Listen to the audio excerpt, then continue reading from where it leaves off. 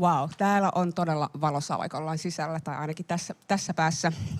Hei, hyvää iltapäivää minunkin puolesta. Kuinka moni on täällä Eeva Vekkiä tullut kuuntelemaan?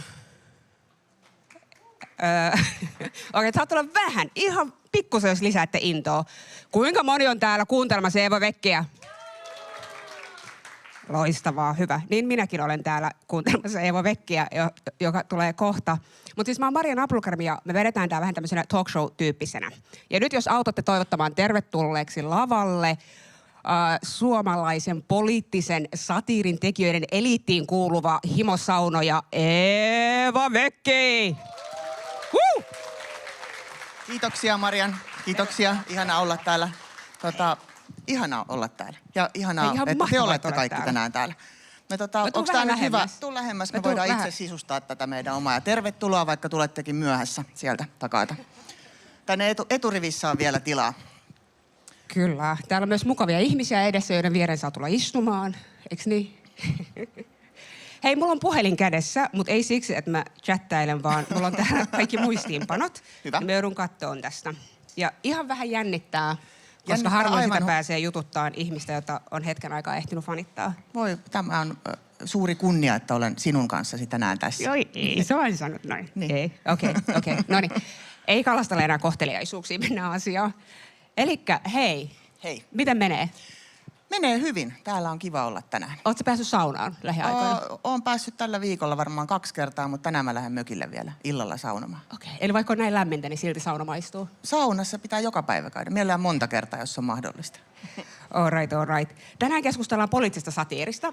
Kyllä. Ja jos tähän alkuun selittäisit, mitkä on poliittinen satiiri ja sille, miten sä kertoisit 7-vuotiaalle? No mä näkisin, että poliittinen satiiri, nimensäkin mukaisesti, tekee huumoria politiikasta tai sitten ehkä myöskin yhteiskuntamme ilmiöistä. Ja jos nyt puhutaan, mistä me tullaan tänään puhumaan, niin kuin tämmöisestä televisiossa esitettävästä poliittisesta satiirista, niin myöskin vitsejä uutisista. Mutta ehkä niin kuin sen naurun kautta tuodaan ilmi epäkohtia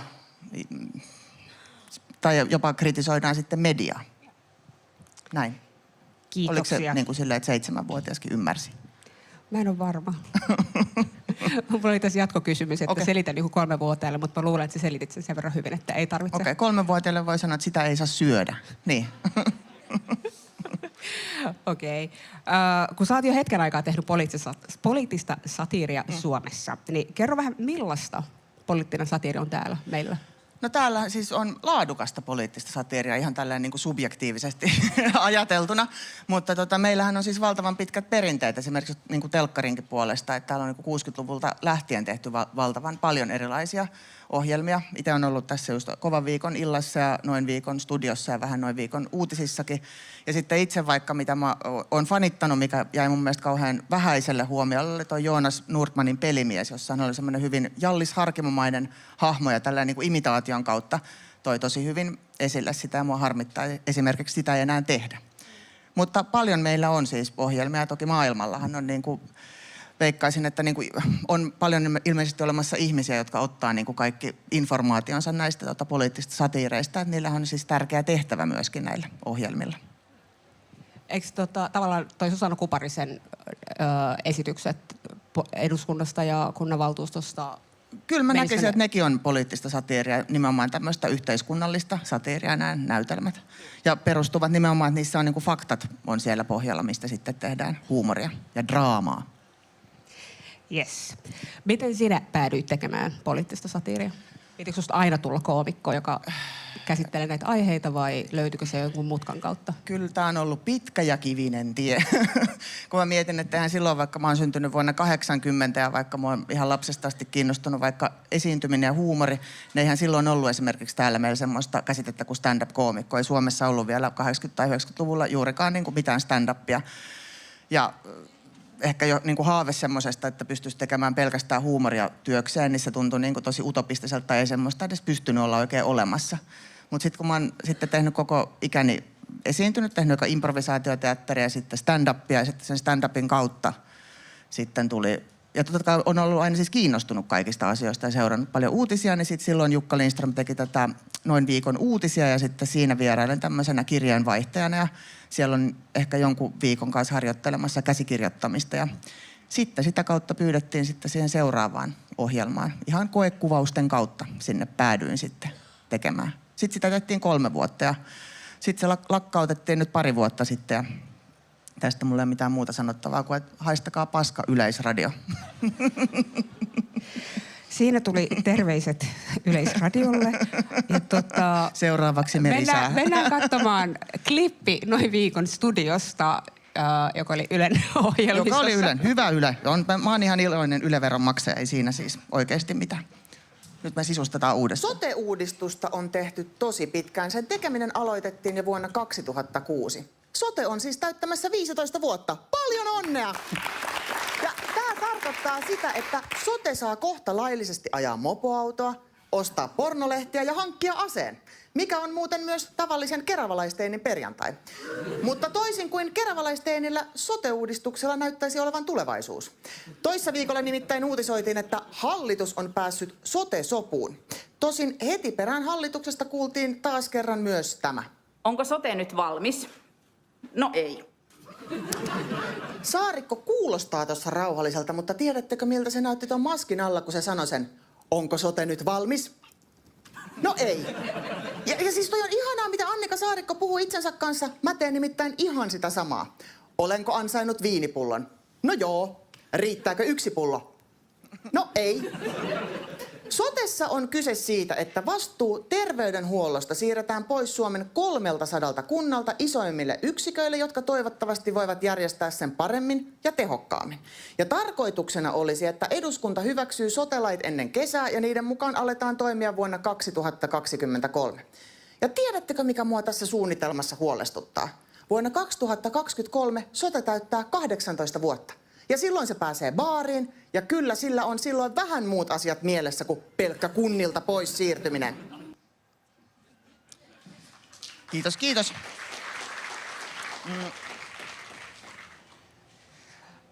Tuo oli jotenkin tosi hauska, mutta samalla hirveän informatiivinen, että kun sitä ei jotenkin ymmärrä, miten pitkään jotain sote on vaikka niinku No kyllä sitä on työstetty. tehty ihan helvetin pitkään. Miten toi pätkä syntyi? Toi siis klippi, mitä tuossa katsottiin. No tossahan on toki sitten on yleensä se, miten valittiin näitä aiheita aina, että on jotain, mitä on tapahtunut tällä viikolla. Eli Annika Saarikko on sitten puhunut siellä tästä sote-uudistuksesta, mutta sitten toki, että halutaan antaa semmoinen, no nimenomaan info kansalaisille tai meidän yleisölle, että mistä helvetistä sitä edes niin kuin ylipäätänsä on kyse.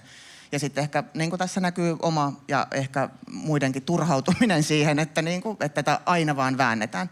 Ja totta kai sitten tälleen ohjelman tekijänä ja käsikirjoittajana, niin tuntuu, että, niin kuin, että joka viikko siitä sotesta jauhettiin ja tuntuu, että aina silleen, että pystyykö tästä enää sanomaan yhtään mitään uutta. No sote täytti viime vuonna sen 18, niin onko se vieläkään valmis? No ei se taida vieläkään nyt olla ja ei sillä hyvin mene edelleenkään, että se on ehkä siellä Keravalla jossain dokaamassa, en tiedä. Okei. Mä mietin, että kun tuossa on niinku paljon toimittajan hommaa myös, ja sanoit aikaisemmin, että faktat pitää olla niinku kunnossa, niin mikä on poliittisen satiirin, tämmöisen uutissatiirin ja journalismin suhde?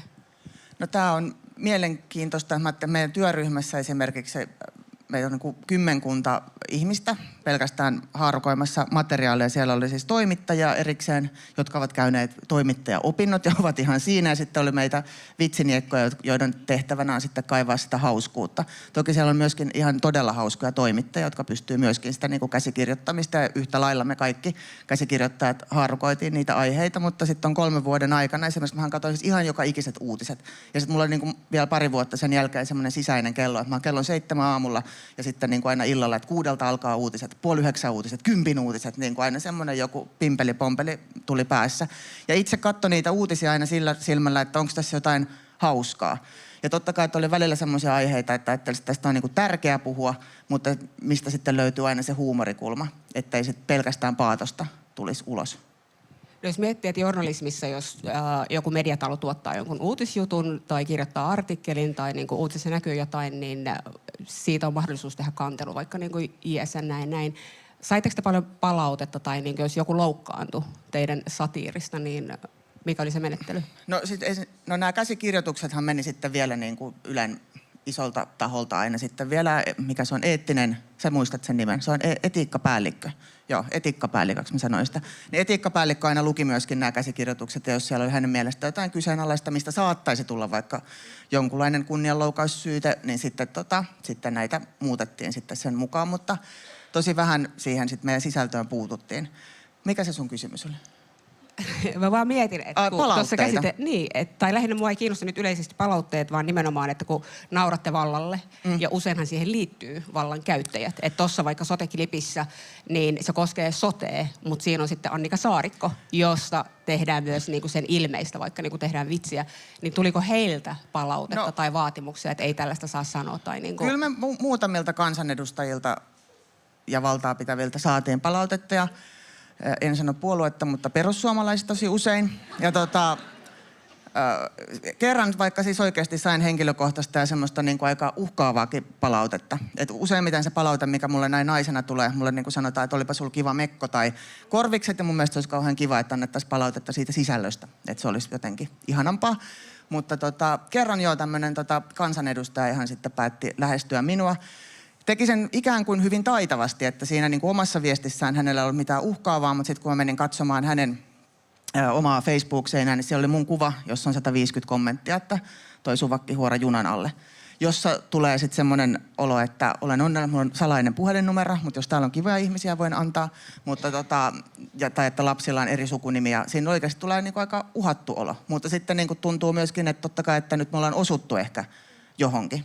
Ja pitää sanoa, että oli yksi tämmöinen ihan mahtava, koska sitä usein tulee aina sitten palautetta semmoista, että miksi te teette vaan persuista juttua, koska se ei ensinnäkään pidä paikkaansa. Ja oli ollut tämmöinen yksi pätkä, mikä me oltiin jaettu jossain Facebookissa, ja siinä kritisoitiin jotain persujen toilailuja. Ja sitten siellä oli joku mies kirjoittanut sille, että aina vaan persuista puhutaan pahaa. Ja sitten se oli käynyt tunnin päästä kommentoimassa samaa ja uudestaan. Katsoin koko jakson, ja siinähän lyötiin tasapuolisesti kaikkia puolueita. Ja sitten mä oon silleen, että mies pyysi internetissä anteeksi, että mä haluaisin joku huoneen tauluksi, että siitä hänestä voisi jokainen ottaa oppia. Kiitos. Ihan mahtavaa. Kun sä seuraat uutisia ja mietit, että miten tuosta saisi vitsin ja näin, yleisölle ehkä vähän luvattiin huumoria tähänkin osioon. Mä mietin, että onko meillä joku ajankohtainen vitsi kertoa? Mä en tiedä, miksi me ollaan luvattu mitään tällaista. En mä tiedä, nyt viime viikot tässä, kun on seurannut uutisia, niin mun mielestä on ollut niin vitsiä koko taas itsessään. Miettinyt vaikka tätä Vornasta, että ei hyvää päivää ihan oikeasti. Et meillä on kansanedustaja, joka on poliisi, ja sitten hän ammuskelee tuolla, ja hän voi palata takaisin töihin kansanedustajaksi, ja nyt hän varoittelee sitten kansalaisia kannabiksen vaaroista siellä. Että on tää mä pelkäisin enemmän häntä kuitenkin. Olisiko hänen iltansa voinut mennä eri tavalla, jos hän olisi ollut kannabiksen vaikutuksen alla? No mä veikkaisin, se olisi mennyt johonkin mäkkiin syömään ja ollut onnellinen, en tiedä. Rauhallisempi varmaan. Eri aineet vaikuttaa eri tavalla, se on se oppitunti tässä. Katsotaanko seuraavaa klippiä? Meillä on vielä yksi hauska klippi Eevalta. Valtion johto ja kunnalliset luottamushenkilöt. Toi oli kyllä aika kova päätös velvoittaa kaikki yli 70-vuotiaat kotiin. Ja aivan turhaan velvoitettiin. Siihen olisi ollut helpompiakin keinoja. Siis olisivat vaan määränneet Ylen näyttämään ykkösellä Metsolat maratonin ja kakkosella Lasse Virénin kaatumista loputtomalla luupilla. Tällä pääministerin julistamalla karanteenivelvoitteella oli vakavia seurauksia. Monien yli 70-vuotiaiden kunto romahti, kun he eivät uskaltaneet lähteä ulos, ja siksi eri järjestöt vetosivat rajoitusten lieventämisen puolesta. 2 kuukautta sen jälkeen, kun Marin velvoitti ikäihmiset pysymään kotona, ohjeita muutettiin hieman. Ja kun tästä pidettiin tiedotustilaisuus, niin vähän niin kuin ohi menne mainittiin, että miten velvoittavia ne vanhuksille annetut ohjeet oikeastaan olivat. Haluaisin tietysti muistuttaa siitä, että nämä ovat suosituksia ja suositukset on suosituksia, eli nämä ei tietysti ole ihan velvoittavia. Olikin suosituksia. Ja se sanotaan nyt. Siis siinä on kuulkaa aika iso ero, onko joku suositus vai velvoite. Siis Spotifyn viikon suositukset on ihan jees, mutta jos Spotify velvoittaisi mut kuuntelemaan 2 kuukautta putkeen Samu Haaberia, niin voisi olla, että tilaus jäisi siihen. Ja tietysti jos tää hallitus toimittaisi nuorisolehteä, niin sen nimi ei ole suosikki. Ei, vaan velvokki. Okei. Juu. Mun mielestä tästä tulee ihania ja kamalia muistoja, kun miettii tuota koko korona-aikaa oikeasti. Et siitä on tosi vähän aikaa ja sitten se on niin hienosti unohtunut. Toi oli ihan kauheata aikaa. Oliko? Oli se kauheata aikaa. Että nyt me pystytään olla kuitenkin täällä, näin. Niin. En mä tiedä, siinä oli jotain, kun sai jäädä kotiin. Siis tätä on ihan hirveä. Oot sä masentunut? Siis, ei. Vaan tuntui, että tavallaan jos oli muuten kaikki hyvin, eikä ollut semmoinen huoli niin kuin läheisistä ja näin, niin se, että niin kuin sai olla kotona enemmän, ehkä laittaa sitä asuntoa tai käydä pitkällä kävelyllä metsässä, niin siinä oli jotain niin kuin No eka 2 viikkoa mä ajattelin tolleen, joo. Plus mä rakastin sitä, että jengi pesi koko ajan käsiä. Musta tuntuu, että nyt koronan jälkeen, kun se on niin nopeasti unohtunut, niin sit ei pestä yhtä tehokkaasti ja sitten taas pöpöt leviää. Mä pesen kyllä koko aika käsiä. Mä oon hyvä ihminen. No mutta sä käyt myös saunassa joka päivä. Mä käyn saunassa ja pesen käsiä. Mitään muuta mä en teekään. Ei, kun sua pyydettiin tähän tekemään tätä slottia, niin oli puhetta, että sä olisit tuottanut vähän niin kuin semmoisen samanlaisen ohjelman kuin mitä tuossa nähtiin äsken. Niin haluatko vähän kertoa, että miten helposti tai vaikeasti syntyy? No joo, siis tää se minkä takia me Mariannin kanssa tässä tänään ollaan, on se, että minua lähestyttiin ja kysyttiin, että voisinko tulla tekemään kenties vitsejä viikon aiheista. Mutta sitten kysyin, että kuinka paljon teillä on rahaa.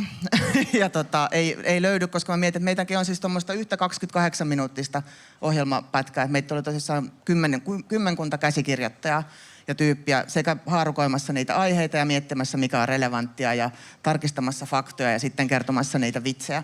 Että ne ei välttämättä synny niin helposti. Ja sitten tässä on myöskin, mikä mun mielestä nyt ehkä tätä koronapätkän niin kuin etenkin tässä muistuttaa siitä, että me unohdetaan ihan todella nopeasti. Että uutisvirta on niin nopeaa, että eihän meistä kukaan enää muista, niin kuin mitä kuukausi sitten oli uutisissa. Että nämä vanhenee myöskin nämä jutut tosi paljon, että nämä on ikään kuin aikansa tai viikkonsa jopa tuote. Eli rahalla olisit pystynyt tekemään puolen tunnin. No sit mä olisin voinut palkata niin kuin monta käsikirjoittajaa tähän ja sit mä olisin saanut myös tommosen paremman luukin. Mä olisin halunnut jonkun meikkaajan tonne ja Ylen puvustajan. Eli vinkki Vingolle, että ensi vuonna jos haluaa tämmöisen komediallisemman setin, niin Niin, ja rahalla. siis totta kai komedia, joo, mutta kyllä mä niinku, kyllä, että faktat pitäisi olla hallussa ja nimenomaan, että kuinka paljon noita videoita ja kaikkea leikattiin ja mietittiin, niin mulla ei esimerkiksi ole semmoista tietotaitoa. No jos sä mietit nyt viime aikojen uutisointia ja mitä on tapahtunut, niin onko jotain semmoisia aiheita, mistä sun olisi tehnyt mieli kirjoittaa vitsejä? Niitä ei tarvitse olla valmiita vitsejä, mutta siis mitkä on semmoiset niin kuin uutisaiheet tai jutut viime aikoina? Kauhean vaikea kysymys.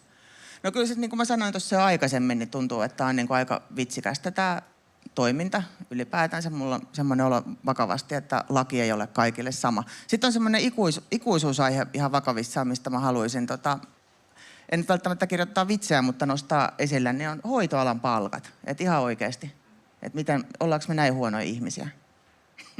Maksakaa heille enemmän. Kyllä. Odotas. Ihan pieni hetki. Ole hyvä. Mä voin tosta en mä tiedä mitä. Kerroks mä jonkun vitsin? Mä voin kertoa yhden vitsin. Mun poika kertoi sen mulle just. Tää menee englanniksi, haluatteko te kuulla? What did the ocean say to the sea? Sitten sun pitää kysyä no. No? Nothing. They just waved. Tää on terkkuja Reimalle. Hän on mun 12-vuotias poika.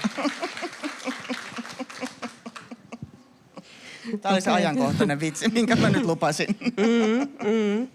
Okei, all right. Mä haluaisin ehkä jutella hetken sananvapaudesta ja sensuurista, koska välillä tulee näitä, että ei saa sanoa enää mitään ja näin. Niin musta tuntuu, että koomikot ainakin toistaiseksi saa sanoa ja sanookin. Niin mikä on niinku, että onko Suomessa oikeasti tilanne, että täällä ei voi enää sanoa mitään tai ei uskalla sanoa mitään? Mä näkisin, että kaikkea saa sanoa paljon enemmän kuin koskaan aikaisemmin ja kaikesta voi ehdottomasti tehdä huumoria ja kaikesta voi puhua. Sitten se on totta kai eri ajatus, että onko kaikkea pakko sanoa ääneen tai että mitä sillä haetaan. Että jos on tarkoituksella loukkaava esimerkiksi, niin se ei nyt ehkä vie sitä keskustelua mihinkään eteenpäin, vaan mutta kuitenkin, että kyllä voi sanoa ihan mitä tahansa. Ja kyllä mä väitän, että sitten kun itsekin on esiintynyt erilaisissa tilaisuuksissa, niin välillä ehkä rupeaa vähän sitten niin kuin itse sensuroimaan itseänsä, mikä tuntuu tyhmältä, mutta että jotenkin yliajattelee yleisön puolesta, että mä nyt just nimenomaan sanoisin jotain loukkaavaa. että kukaan ei vaan vahingossa väärin ymmärrä. Totta kai siis se on varmastikin myös älykkyyttä, että mä en tahallaan vaikka halua loukata ketään. Mutta ehkä joo, kyllä mä uskon, että aika paljon voi vapaasti. Kun välillä musta tuntuu, että ihmiset ei ehkä ymmärrä niin kuin sananvapautta tai sensuuria, kun ne tilanteet, missä niin kuin vaikka itselle on tullut vastaan, että niin kuin, ai mitä ei saa enää sanoa, niin kyllä se on oikeasti ollut tilanteessa, missä niin joku on sanonut jotain. Joku toinen on ajatellut, että toi oli vähän ongelmallista ja kommentoinut sitä. Ja sitten se ensimmäinen henkilö on sitten silleen, että no mitä ei enää saa sanoa. Mutta kun hän on jo sanonut. Niin, kyllä. Tiedätkö? Joo.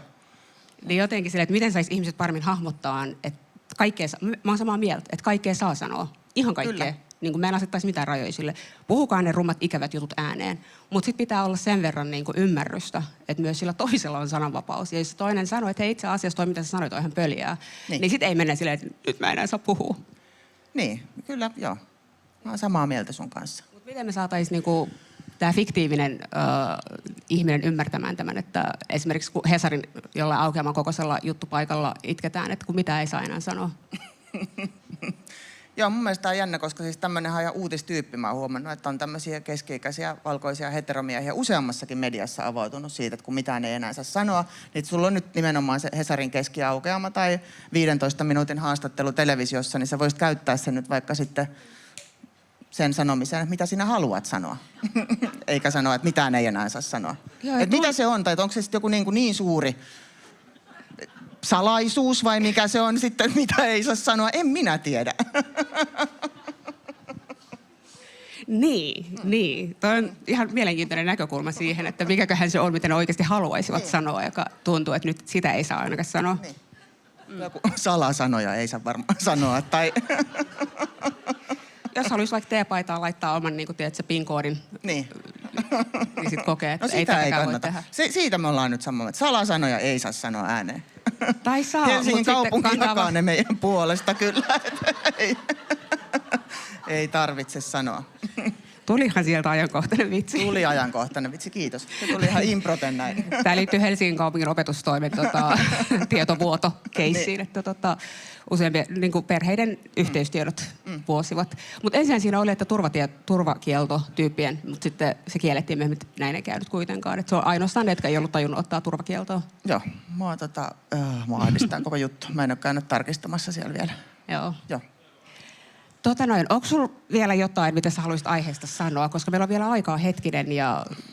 No ehkä mä haluaisin vähän palata niin kuin siihen palautteeseen ja siis semmoiseen, kun mä mietin, että silloin kun me just ohjelmaa tehtiin, niin saatiin nimenomaan, mä sain näin naisena niin hyvin tämmöistä niin kuin ulkonäkökeskeistä palautetta, että puututtiin siihen, miltä mä näytän. Ja sitten me tehtiin sitten tätä ohjelmaa, mun parijuontajana oli Anders Helenius, ihana suomenruotsalainen koomikko. Ja sitten muistan, me oltiin tehty joku tällainen niin kuin varmaan taas sotea tai jotain postia käsiteltiin tai Brexittiä, mikä oli silloin niin kuin tämmöisellä jatkuvalla loopilla.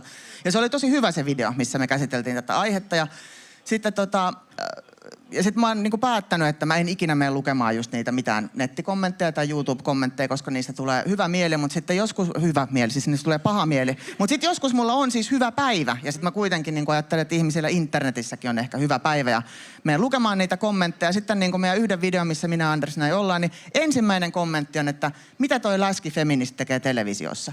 Ja tästä tulee oikeasti niin kuin paha mieli. Mun mielestä noin ei tarvitsisi niin kuin sanoa kellekään, että tästä tulee oikeasti paha mieli. Etenkin, koska mun mielestä Anders on ihan hyvä siinä, mitä hän tekee.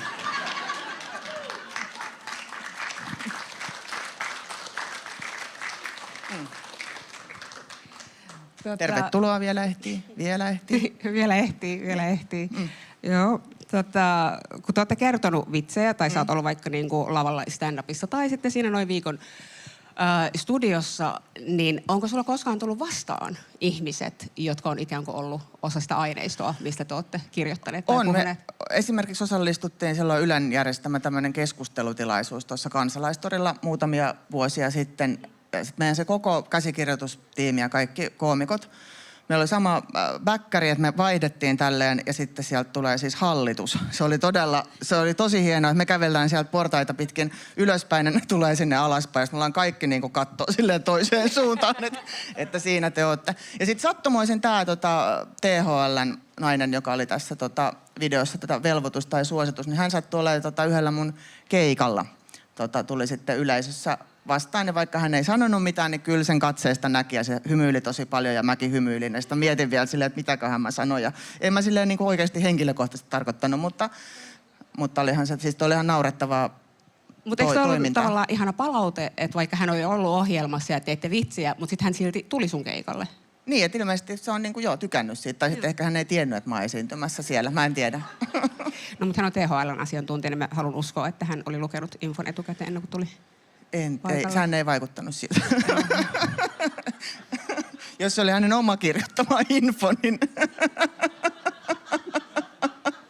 No hyvin epäselvät ne ohjeet oli ainakin silloin. Mutta on musta tosi mielenkiintoista, että silloin kun sulle tulee palautetta, niin tosi usein liittyy ulkonäköön ja sukupuoleen, koska no, mä en ole yhtä paljon ollut telkkarissa vaikka kuin sinä ja näin, mutta usein se palaute, mitä mä saan, niin se ei millään tavalla liity mun sukupuoleen tai seksuaalisuuteen tai niin kuin mihinkään. Mihin se liittyy sitten? No yleensä mulle tarjotaan lippuja etelään. Niin kuin kerran tarjottiin mahdollisuus lähteä Saudi-Arabiaan viemään feminismiä. Joo. Mutta sitten kun mä olin silleen, että ok, niin sitä ei tule enää. Niin kuin, Niin, tai sitten silleen, että mene sinne ja tässä tänne. on sähköposti. Niin, mutta kun kukaan ei lähetä lentolippuja. Ja tästä vinkki kaikille, että jos te haluatte niin kuin, tavallaan kannustaa ihmisiä, että mene sinne, että laittakaa linkki. Niin kuin, tai lähettäkää se lippu samalla.